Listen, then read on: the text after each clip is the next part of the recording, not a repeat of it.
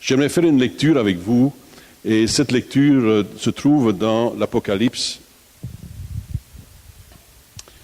au chapitre 4.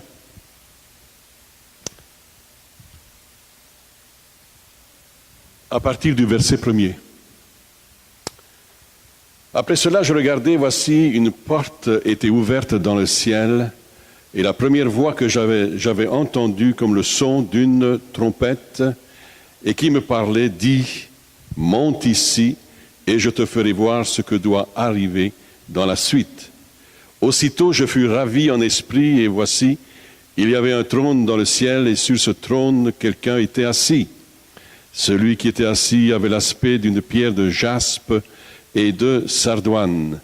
Et le trône était environné d'un arc-en-ciel semblable à de l'émeraude. Autour du trône, je vis 24 trônes, et sur ces trônes, 24 vieillards assis, revêtus de vêtements blancs, et sur leurs têtes des couronnes d'or. Du trône sortaient des éclairs, des voix, des tonnerres. Devant le trône brûlent 7 lampes ardentes qui sont les 7 esprits de Dieu. Il y a encore devant le trône comme une mer de verre semblable à du cristal. Au milieu du trône et autour du trône, il y a 4 êtres vivants remplis de Dieu devant et derrière.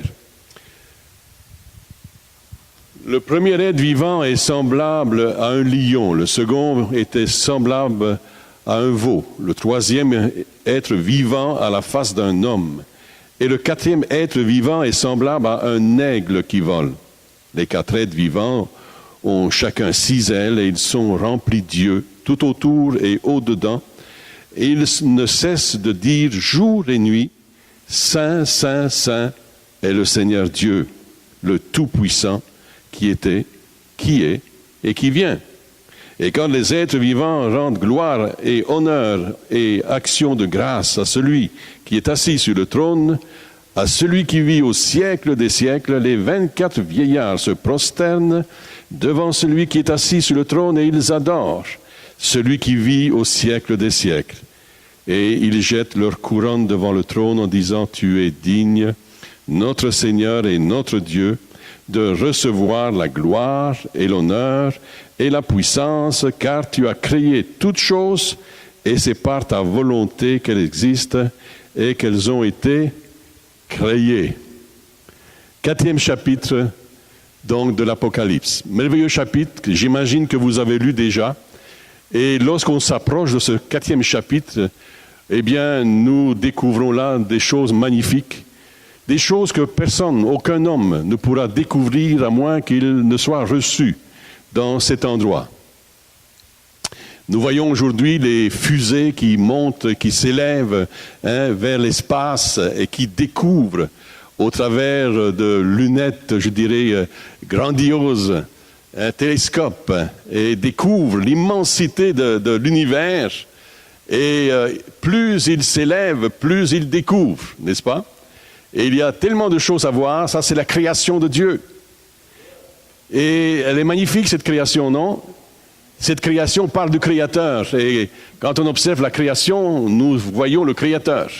La puissance et la capacité de celui qui a tout créé, de celui qui vous a créé, qui m'a créé. Amen. Et tout ce qu'il a fait, nous dit l'Écriture, était bon. Et il fallut que dans ces temps de la fin, que Dieu permette que les hommes s'élèvent toujours plus haut pour découvrir l'espace immense.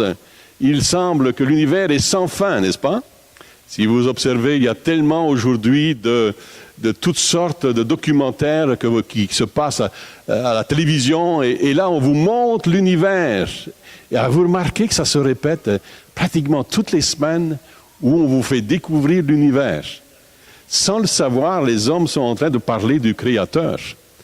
Ils ne parleront pas de lui, mais pourtant il fallait bien qu'il y ait quelqu'un, n'est-ce pas, de super intelligent et super puissant pour créer toutes ces belles choses. Amen. Et j'aimerais vous dire une chose cependant, c'est qu'ils pourront monter jusqu'au niveau où Dieu leur permettra de monter et de découvrir toute cette belle création. Par contre, ils ne pourront jamais rentrer dans le 3e ciel là où trône Dieu. Amen. Cela, c'est l'endroit qui est seulement réservé pour les enfants de Dieu. Amen. Et dans le texte que nous avons lu ensemble, eh bien, le disciple Jean a été exilé sur l'île de Patmos. Et là, il purgeait une peine de prison. Pourquoi? Tout simplement parce qu'il parlait de Dieu, parce qu'il prêchait l'Évangile. Alors, ils l'ont mis là, et peut-être que Jean a dû se questionner, mais qu'est-ce que je fais ici? Ne pourrais-je pas être autre part que dans une prison, sur une île éloignée sans doute, Patmos, et je pourrais être un peu partout, évangélisant, prêchant l'Évangile, et puis parlant de Dieu, de Jésus-Christ, de son salut parmi les nations. Pourquoi, Seigneur? Sans doute il l'a-t-il questionné de cette façon. Il a dit, Seigneur, mais qu'est-ce que je fais ici? Pourquoi suis-je ici en prison? Et souvent nous-mêmes, nous nous posons la question, quand éventuellement Dieu nous place dans certains endroits où là il nous amène à la réflexion. Maintenant, imaginez que si Jean n'avait pas été sur cette île, peut-être que nous n'aurions jamais eu non plus les révélations que nous avons. Amen. Il a fallu qu'il soit dans cet espace, dans la réflexion et inactif, je dirais, pour pouvoir être à l'écoute et de voir aussi dans l'invisible, d'avoir la vision et la révélation du futur. Le livre d'Apocalypse, sans doute, n'aurait jamais été écrit non plus. Et nous n'aurions pas toutes les révélations que nous avons aujourd'hui de ce qu'il doit arriver. Car il est là, et c'est là où Dieu lui révèle surtout ce qu'il devait arriver. Et je crois que cela est important de savoir que Dieu, de cette façon-là, prévient le monde, mais aussi prévient l'Église que nous sommes et que vous êtes. Vous tous qui éventuellement allez voir et regarder cette vidéo et entendre cette prédication, je crois que Dieu réellement a voulu nous mettre en garde à la fois, mais aussi nous enseigner sur les choses à venir et qu'il y a un ciel. Alléluia. Il y a bien un ciel et que n'en plaise, il y a aussi un enfer. Mais béni soit Dieu, nous sommes promus parce que rachetés de l'Éternel, nous sommes promus pour l'éternité, pour régner avec Christ. Alléluia. Béni soit le Seigneur. Amen. Et le ciel est donc ouvert ici pour Jean et il reçoit des révélations. Je vous l'ai dit, il a dû interroger Dieu jusqu'au moment où finalement il ne considère plus cet endroit où il se trouve, parce que dans le fond, il était bien en prison, mais il n'a plus cette conscience-là de ces maux et de ces douleurs éventuellement et de l'emprisonnement pour découvrir quelque chose de meilleur. Et j'aimerais pouvoir vous parler un tout petit peu de cela. Retirer, dans le fond, des leçons spirituelles de ce que nous avons lu ensemble. On peut en tirer beaucoup. On peut tirer beaucoup de leçons de ce texte-là, mais j'aimerais surtout retirer des leçons pour vous et moi aujourd'hui, parce que c'est de la volonté de Dieu que nous puissions rentrer dans cet univers, je dirais, du surnaturel et de nous retrouver dans la présence de Dieu. Amen. Et je crois que pour chaque chrétien, chaque enfant de Dieu qui aime Dieu de tout leur cœur, recherche cette présence. Ils veulent être au contact de leur Seigneur, au contact de leur Dieu. Et voyez-vous, comme je disais, que Jean, en étant en extase, parce que c'est en esprit qu'il a vu ces choses, il n'est pas monté avec son corps, mais c'est en esprit qu'il a vu ces choses, toutes ces révélations. Jean n'avait plus conscience, je dirais donc, de son vécu présent, c'est-à-dire la prison, mais il était dans une autre dimension. Amen. Et pour chaque enfant de Dieu qui, souvent, comme bien d'autres gens, vivent tellement de misère et de malheur et de toutes sortes de choses, peut-être que ce soir, vous allez vous considérer parmi ce nombre-là de gens qui vivaient des situations tellement difficiles.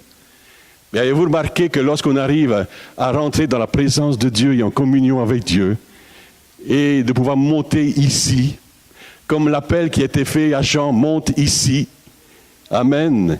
Lorsque nous arrivons à élever nos âmes et que nous arrivons à rentrer dans la présence de Dieu, nous oublions nos petites misères. Nous oublions nos douleurs parce que nous sommes dans un autre univers. Nous sommes en communion avec le Créateur. Alléluia. Est-ce que ça vous arrive cela? Est-ce que vous vous trouvez régulièrement dans sa magnifique présence? Et c'est là où vous ne considérez plus vos douleurs, vos misères. Et là, vous adorez le Seigneur, vous le contemplez. Alléluia. Et souvent, dans cette présence, il se passe des choses. Amen. Nous allons en parler, évidemment, durant cette soirée. C'était un peu une introduction. Avez-vous remarqué que Paul, Silas, vous connaissez l'histoire, eux-mêmes se trouvaient dans leur prison, chapitre 16, si je m'abuse, des Actes des Apôtres, où Paul et Silas se retrouvent en prison. Et ils auraient pu simplement s'asseoir et puis se lamenter, s'ils avaient pu, parce que je pense qu'ils étaient enchaînés. Mais plutôt que de se lamenter et de vivre leur misère dans leur prison, et ils ont commencé à chanter les louanges du Seigneur. C'est-à-dire qu'ils sont sortis. Ils sont sortis de cette ambiance de prison et de chaînes. Et en esprit, ils ont commencé à adorer le Seigneur. Amen. Et ce fut pour eux le salut. Alléluia. Mes amis, lorsque nous louons le Seigneur, dites-vous une chose, qu'il y a de la puissance dans la louange. Lorsque nous ne faisons que nous lamenter, il n'y a aucune puissance dans les lamentations. N'est-ce pas? Il n'y a aucune puissance dans les larmes. Il y a certes des larmes parfois, mais elles servent sans doute parce que nous avons besoin de faire ressortir de nous ce mal à l'âme et les douleurs que nous pouvons ressentir, et ça fait partie, dans le fond, de la création. Dieu nous a créés de cette façon-là. Mais dans le fond, nos larmes, évidemment, ne peuvent que peut-être nous soulager éventuellement, et peuvent nous aider. On répand notre âme devant l'Éternel, mais vous savez, ce n'est pas forcément cela qui amène toujours la guérison. Et souvent dans les larmes, surtout, c'est quand on arrive en communion et dans la présence même de Dieu. Lorsque ça devient du tangible, lorsque nous pouvons le rejoindre, le toucher, alors se produisent des miracles. Des miracles, nous en avons vécu durant, ces 40 dernières années de ministère, et nous n'en pouvons plus, nous ne pourrions pas tout raconter. Tout à l'heure, mon épouse m'a parlé de quelque chose, je ne me souvenais même plus, et qu'elle-même, je pense, elle va en parler demain, parce que c'est elle qui a apporté le message demain soir.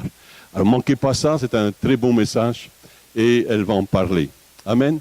Mais il y a tellement de choses que Dieu fait pour nous, et je disais donc, Paul et Silas chantaient les louanges du Seigneur dans leur prison, et comme Jean également, qui était là dans cette adoration et cet émerveillement, il y a quelque chose d'extraordinaire qui s'est passé. Les hommes les avaient liés, mais certes, mais ne pouvaient pas les empêcher d'être libres en Christ. Nous pouvons éventuellement vivre des situations pénibles, difficiles. Le diable peut venir vers nous et puis nous savons par toutes sortes de stratagèmes va vouloir nous lier, nous paralyser, nous embêter, n'est-ce pas? Mais béni soit Dieu, parce que nous pouvons cependant rester libres en Christ. En communion avec Christ, il y a des situations autour de nous. Je ne sais pas si vous comprenez ce que je suis en train de vous dire.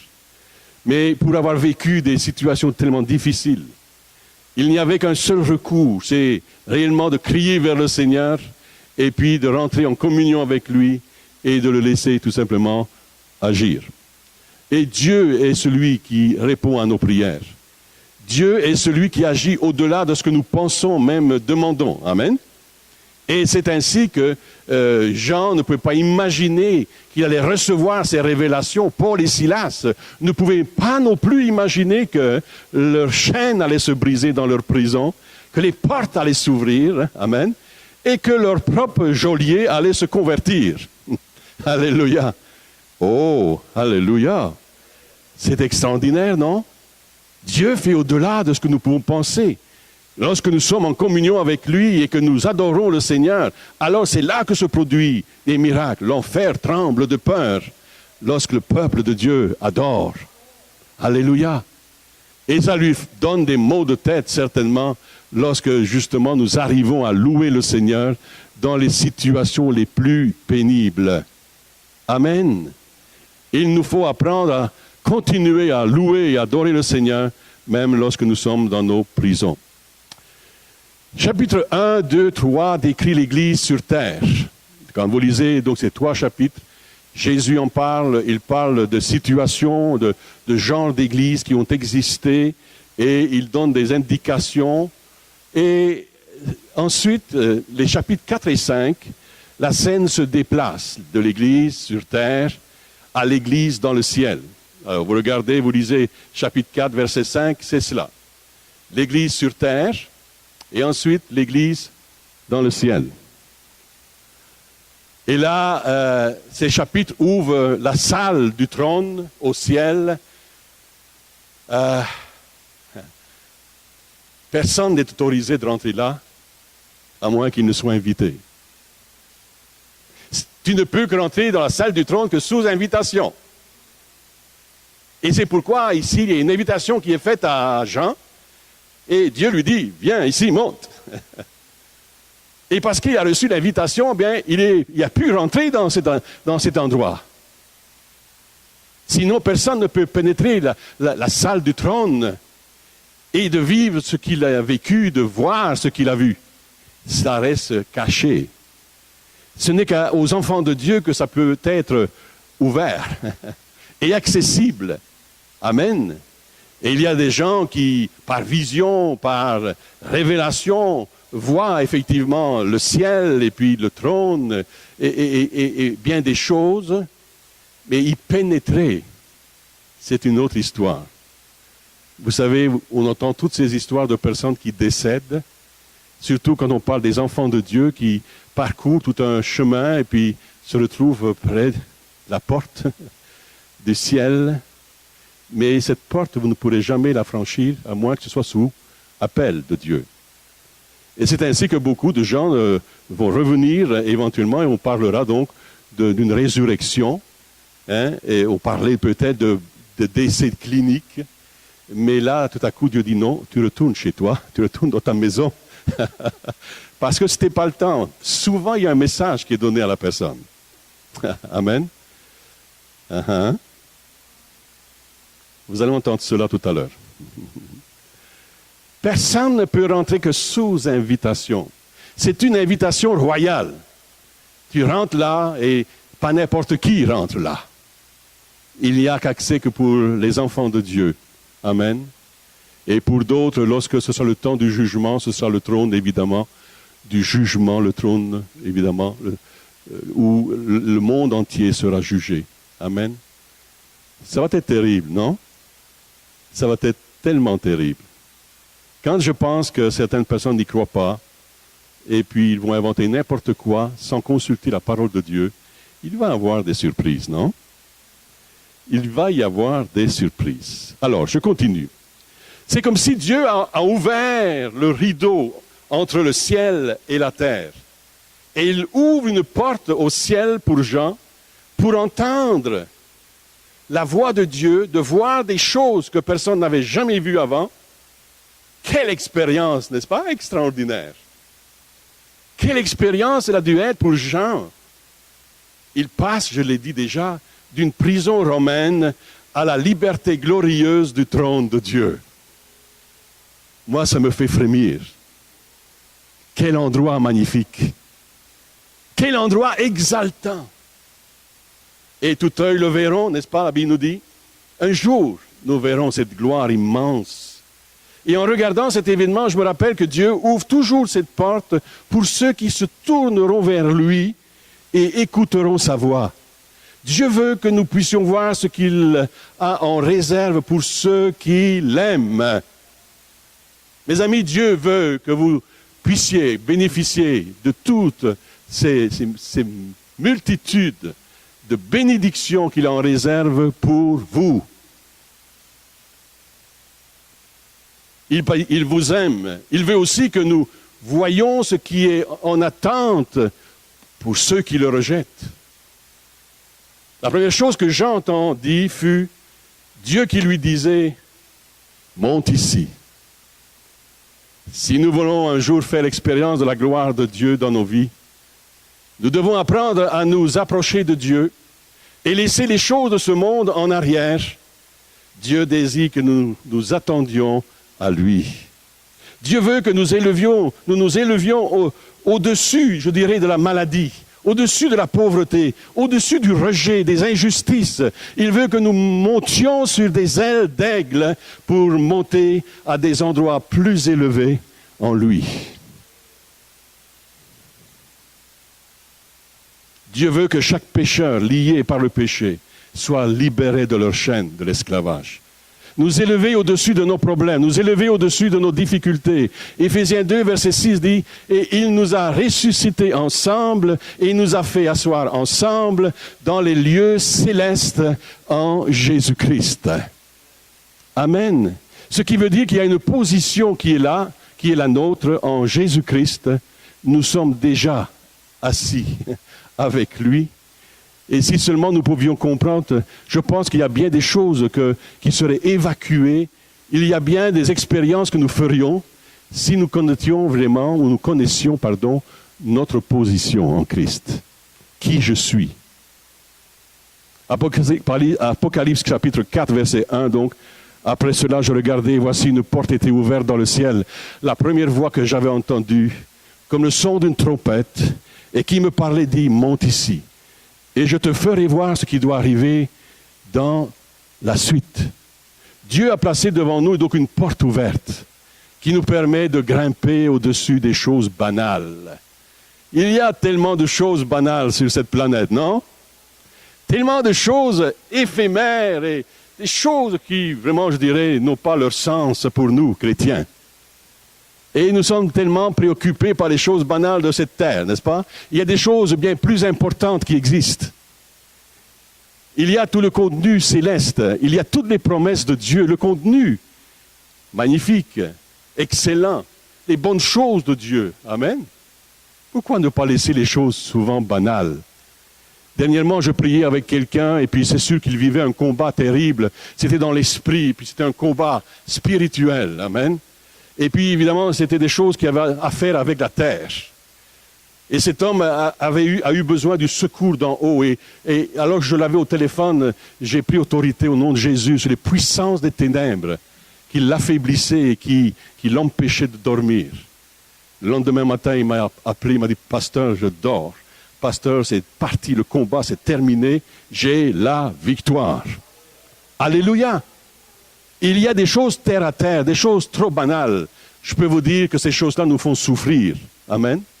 Et ces choses-là nous empêchent réellement de pouvoir dormir. Alors, préoccupons-nous plutôt de ces choses magnifiques qui sont à notre disposition et de pouvoir comprendre notre position en Christ, assis dans les lieux célestes, déjà dans la présence de notre Seigneur. Alléluia. Et là, il a vu quelqu'un sur le trône. Waouh! Il y avait quelqu'un sur le trône. Amen. Hello? Il y avait quelqu'un sur le trône. Ce trône n'était pas vide. Sur ce trône, il y avait le roi des rois, le Seigneur des seigneurs. Celui qui vous a sauvé, régénéré. Celui qui vous aime tellement. Celui qui vous attend. Alléluia. Celui qui va vous accueillir. Il y aura des trompettes, sans doute, il y aura des anges. Moi, j'imagine toujours les 2 allées d'anges. Alléluia.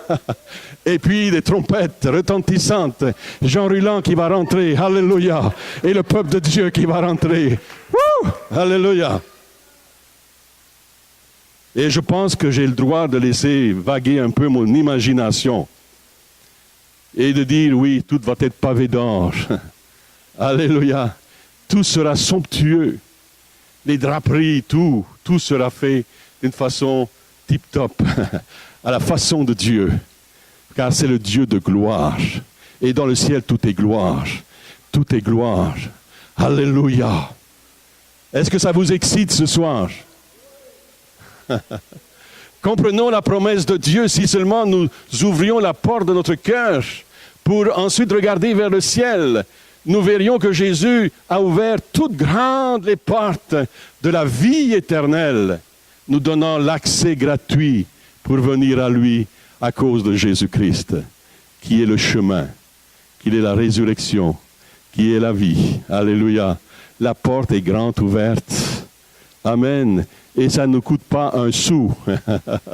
Alléluia. Tout simplement de venir à lui et nous avons accès à lui. Après cela, il entendit donc la voix de Dieu, la voix qui avait créé le monde par sa parole, qui avait étendu les cieux par lui-même, la voix qui a secoué les montagnes lorsqu'il a donné la loi à Moïse. Il entendit la voix de l'alpha et l'oméga, le commencement et la fin, le premier et le dernier. Alléluia.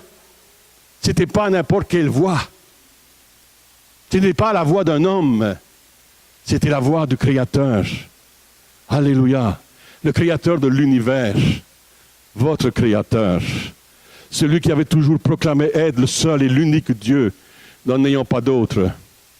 La divinité n'était plus voilée. Elle brillait par le Seigneur Jésus, comme sur la montagne de la transfiguration. Mais dans une plus grande mesure encore. Jean était dans l'esprit. Aucune grande cathédrale, pas de chœur de chant, pas de musique, personne dans un état d'hystérie, juste lui et le Seigneur. Amen.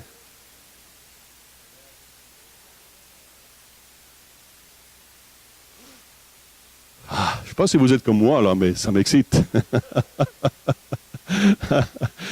Ici, I, monte ici. Ici, c'était l'endroit où était Dieu. Ici, c'est l'endroit où était le trône de Dieu. Ici, c'était tous ceux qui étaient en adoration. C'était la foule, c'était les vieillards, les anges. Et qu'est-ce qu'ils voient? Ils vous voyaient sans doute aussi. Car ils voyaient ce qui devait arriver. Et si vous êtes enfant de Dieu, si vous avez fait la paix avec Dieu, vous serez vous aussi ici. Avec tous ces gens qui acclament et qui adorent. Et je peux vous dire que ça va faire du bruit. Une foule qui adore le Seigneur. Je me retrouvais à Amsterdam en 1986 et 83. Et nous étions avec l'évangéliste Billy Graham. Et il y avait, la deuxième fois, en tout cas en 86, il y avait 10 000 évangélistes de toutes les nations, de toutes les couleurs, de toutes dénominations évangéliques. 10 000 évangélistes. Et à un certain moment, waouh! Ces 10 000 hommes et femmes ont commencé à louer le Seigneur. Imaginez 10 000 personnes, 10 000 hommes et femmes de Dieu, remplis du Saint-Esprit qui commencent à adorer le Créateur. Ouh, ça donne des frissons. Ça donne des frissons, mais là dans le ciel, ce sera plus que 10 000. Ce sera des myriades et des myriades. Il y aura les anges. Amen. Ce sera extraordinaire, délicieux. Oh, alléluia. Amen. Quelque part dans cette vaste multitude, Jean vous a peut-être vu. Il m'a peut-être vu. Sans doute. Apocalypse 4.1, je reviens, après cela je regardais, et voici une porte était ouverte dans le ciel, et la première voix que j'avais entendue comme le son d'une trompette, parlant avec moi, qui dit, monte ici, et je te montrerai les choses qui doivent arriver après. Amen. Aussitôt je fus ravi en esprit, et voici un trône était dressé dans le ciel, et quelqu'un était assis dessus.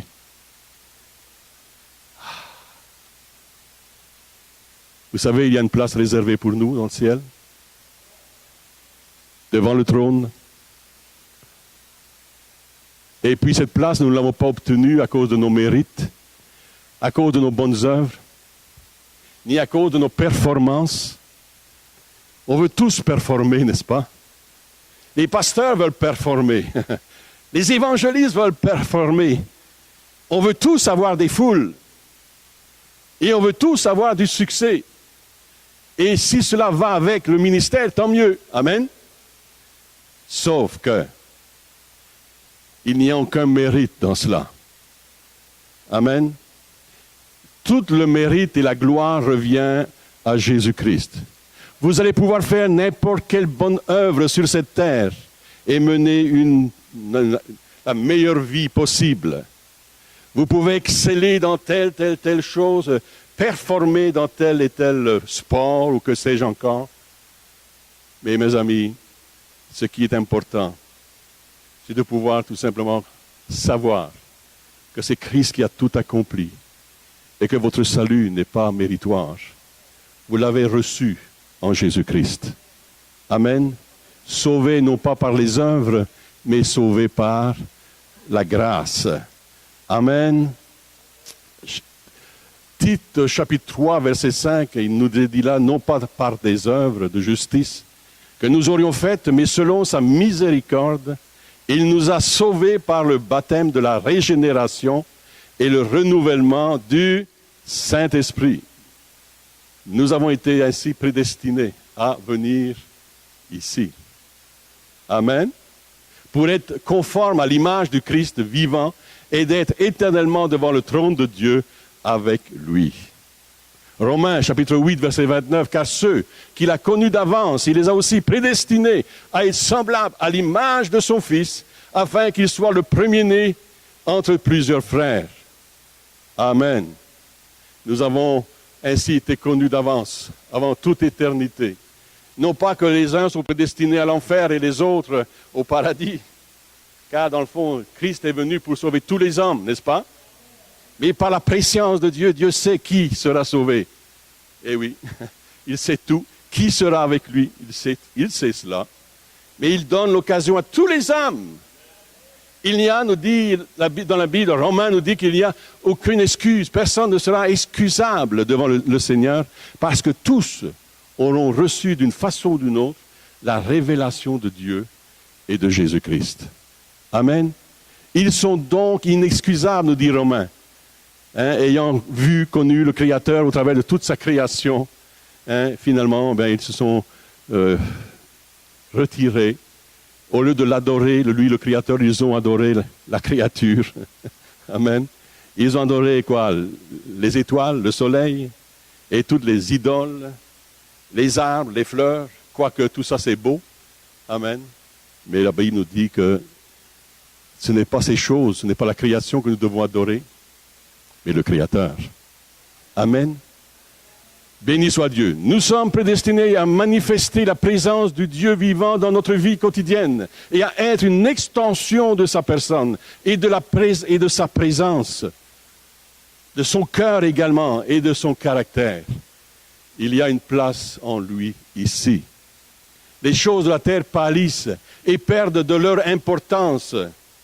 Je l'ai dit tout à l'heure, Jean n'a pas de confort sur l'île de Patmos, mais cela n'avait pas d'importance. Il était monté ici, avec son Seigneur. Amen. Je dois donner moins d'importance aux choses d'ici-bas, des choses éphémères, des choses qui disparaîtront. Amen. Et nous devons nous concentrer sur l'éternité, les choses de Dieu, les choses qui subsisteront pour toujours. Monte ici. Viens dans la présence, viens, dit Dieu, viens dans ma présence, monte ici. On est appelé à monter ici, à monter dans sa présence, dans nos temps les plus sombres, les plus difficiles. Jean n'était plus conscient des conditions cruelles de détention, alors qu'il était dans l'esprit. Nous nous efforçons également de rentrer dans un niveau supérieur dans l'esprit, où nos soucis terrestres ne sont plus importants, où les choses qui nous assaillent facilement seront considérées comme secondaires. Mais ce n'est pas facile quand on est des hommes, n'est-ce pas? Ou des femmes. Ce n'est pas facile de ne pas ressentir, de ne pas souffrir au travers des persécutions, des injustices. Et que sais-je encore? Malheureusement, c'est ça le cœur de l'homme. Il ressent avec son cœur, n'est-ce pas? Il y a des émotions, il ressent des choses. Et il vit parfois trop intensément ces choses. Je peux vous en parler parce que moi, je l'ai vécu.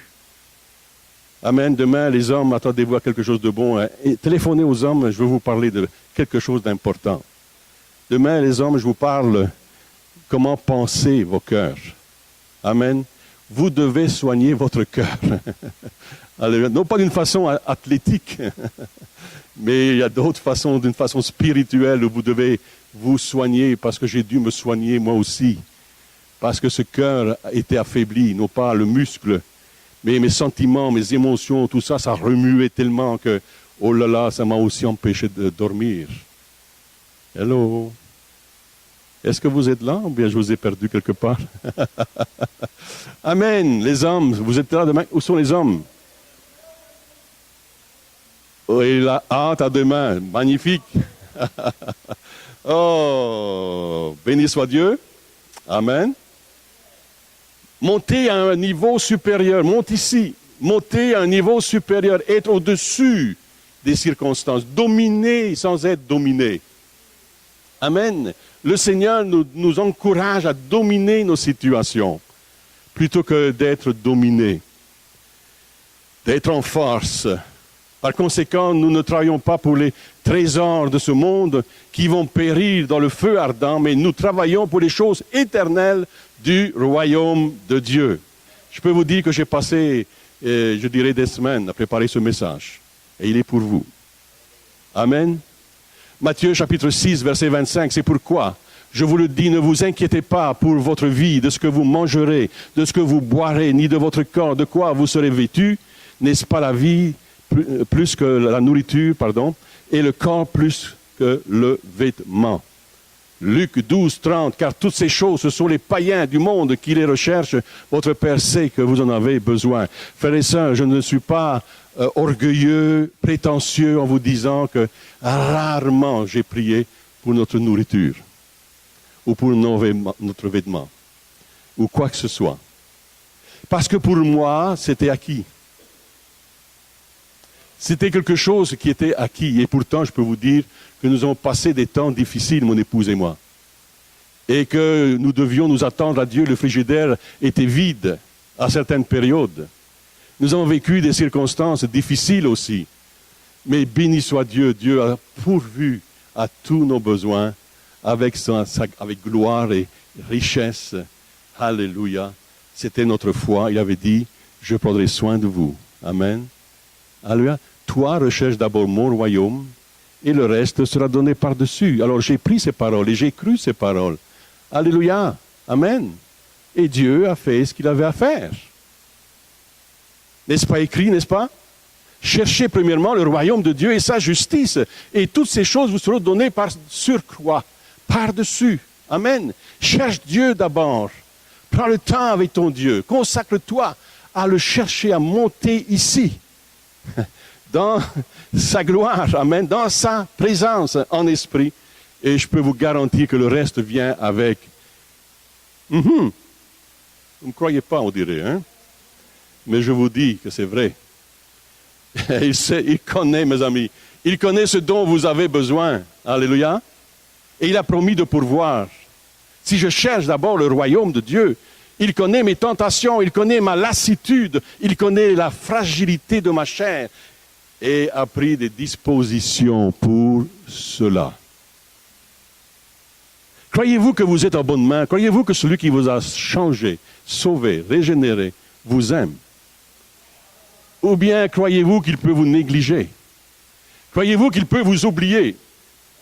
Si une mère qui allait de ses enfants n'oublie pas, bien sûr, son enfant, et il va en prendre soin bien plus, nous dit l'Écriture, qu'il prendra soin de nous. Car il nous a sauvés. Et nous faisons partie du troupeau de son pâturage. Nous sommes son peuple. Alors, dans les pâturages, il faut que ce soit verdoyant. Il faut qu'il y ait de quoi manger, n'est-ce pas? Il nous amène tout le temps là où c'est bon. Et même si parfois nous devons traverser un chemin rocailleux, et parfois c'est vrai que, oh là là, c'est pas facile tout le temps, hein? Mais au bout de cela, derrière cela, il y a la bénédiction de Dieu. Amen. Combien de fois nous avons dit, mon épouse et moi, dans les situations, Dieu n'a pas dit son dernier mot. Dieu est notre justice. Dieu n'a pas fini. Amen. Quand vous trouvez que cela est lourd, difficile, dites, oh, Dieu n'a pas fini. Et c'est là, dans les temps les plus difficiles, les plus sombres, que nous pouvons voir la gloire de Dieu. Si tout va bien, comment pouvez-vous voir la gloire de Dieu dans vos situations? Hein? Mais c'est quand ça va mal. Et là, on voit comment Dieu est capable de faire les choses vraies et belles. Alors, mes amis, vous serez un jour là, où Jean vous a vu, devant le trône, assis à côté de lui. Amen. Il vous a vu là.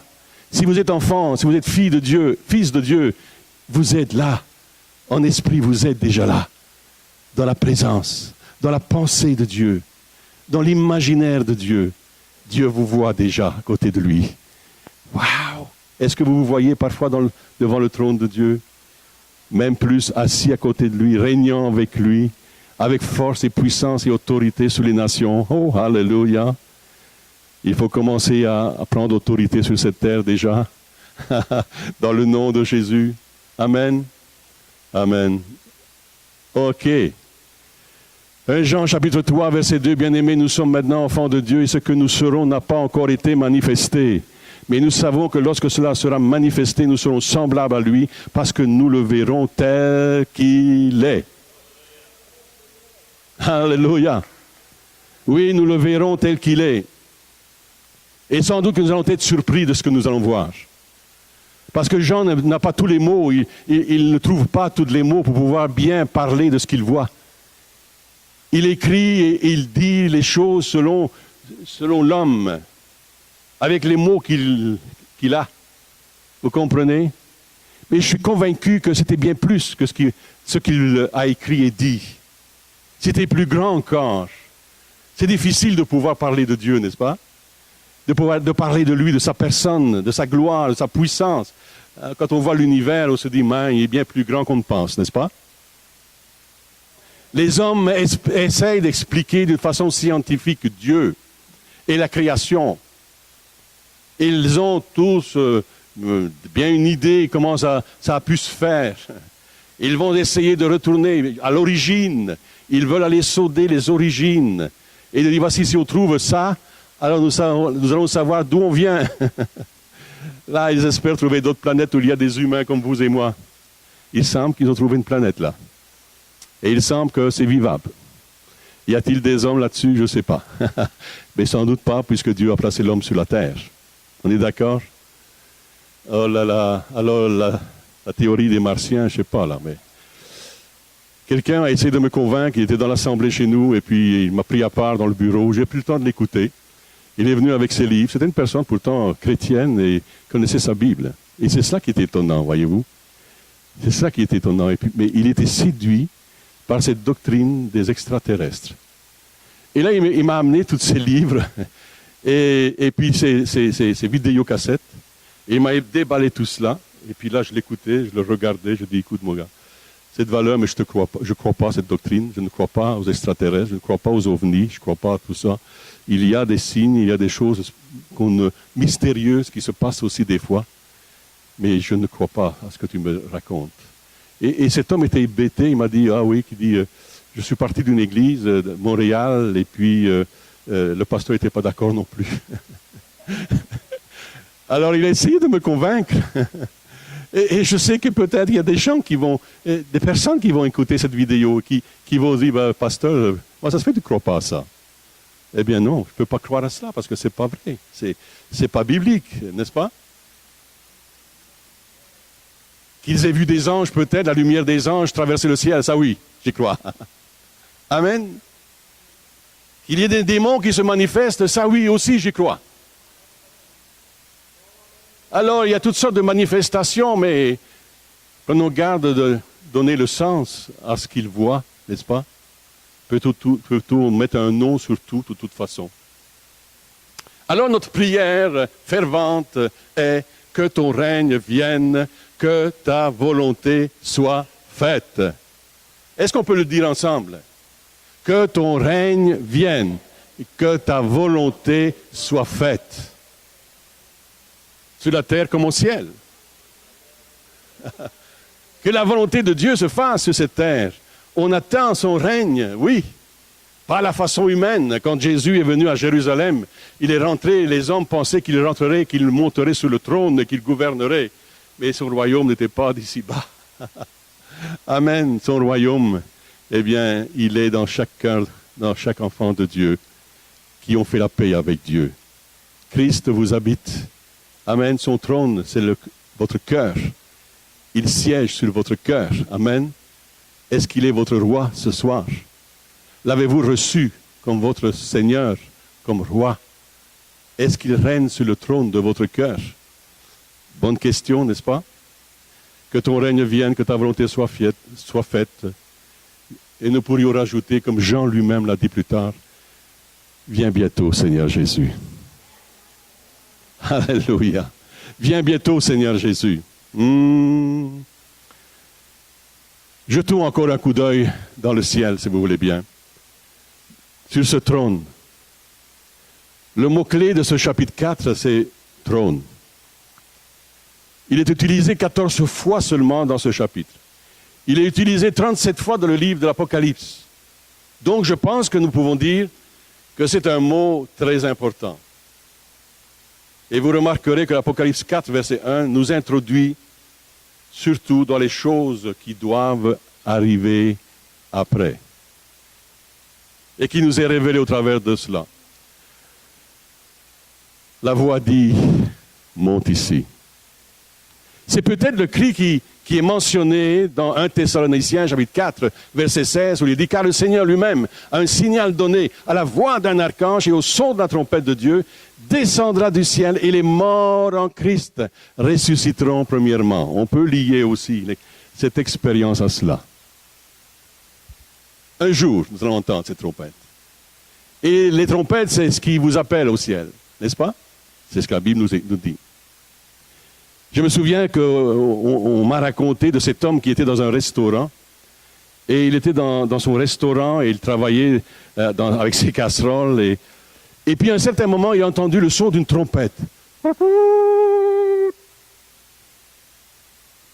Et là, il pose la question aux ouvriers, as-tu entendu la trompette? Personne n'avait entendu. Alors lui, il est couru dehors et puis là, il cherchait qui aurait pu jouer de la trompette. Mais il n'y avait personne. Cette trompette. Mon épouse va en parler aussi, où de plus en plus on entend de ces choses mystérieuses peut-être, mais qui sont avant-coureurs et qui annoncent le retour du Seigneur Jésus. Cette trompette qui va être entendue surtout par chaque enfant de Dieu. Amen. Cette trompette qui vont vous appeler à venir aussi, à monter ici, à venir devant le trône de Dieu. Cette trompette, vous allez l'entendre, j'espère. Tous les enfants de Dieu vont entendre cette trompette retentissante. Alléluia. Ah, je suis déjà à l'écoute, je veux l'entendre, cette trompette.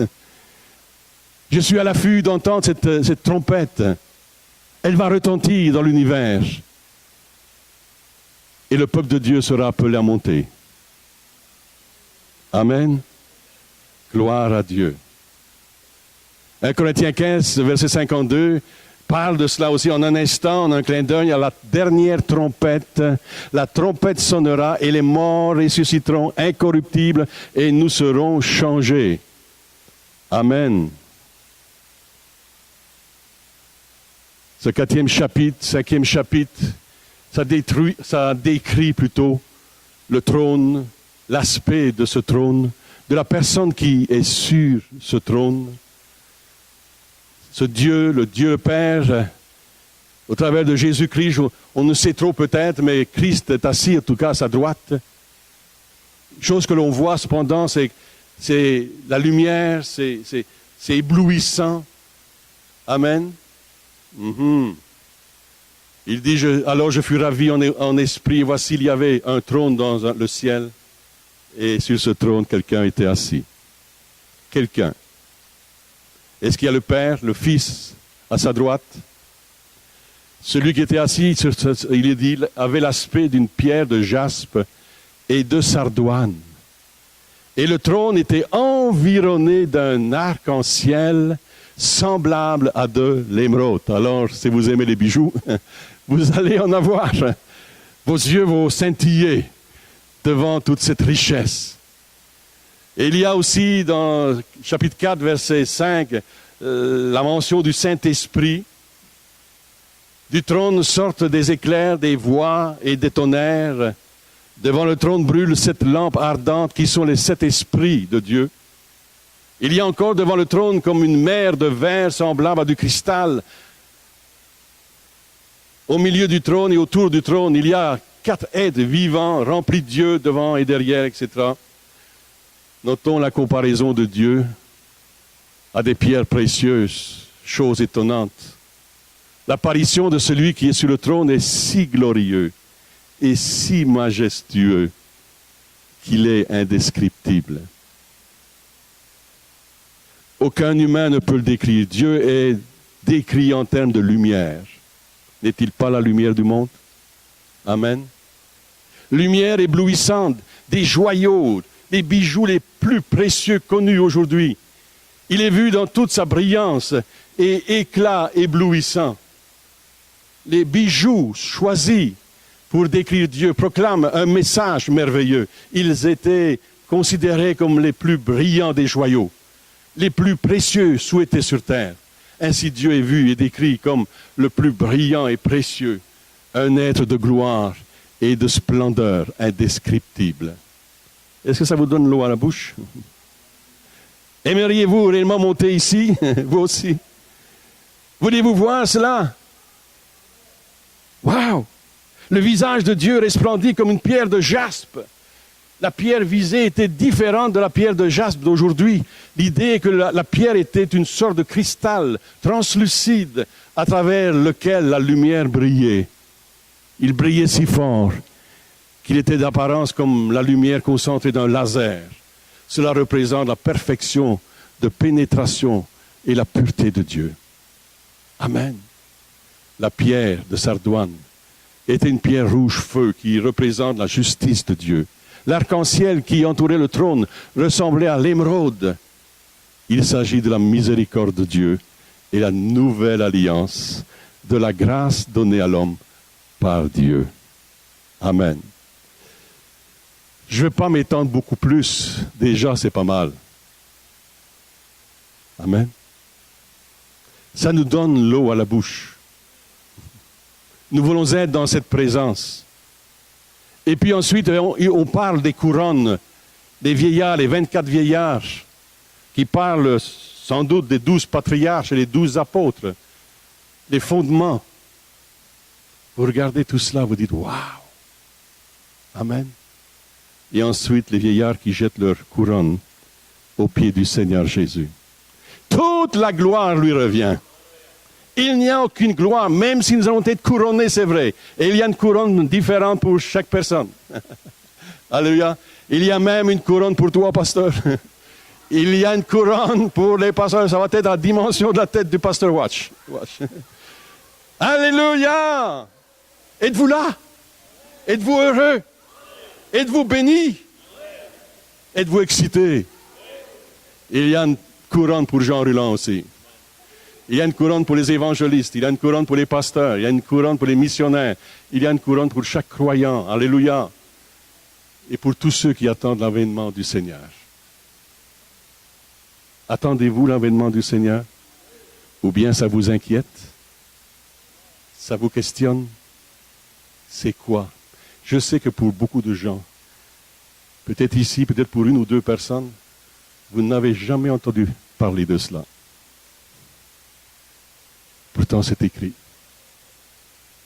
Et c'est pour vous. C'est pour vous. La gloire, c'est pour vous. Le ciel, c'est pour toi. Il suffit juste de dire, oui Seigneur, j'ai le goût moi aussi de monter ici. De venir de ta présence et puis de me présenter devant toi. Et puis de te rendre gloire, honneur, puissance, remerciement pour toutes tes bontés. Alléluia.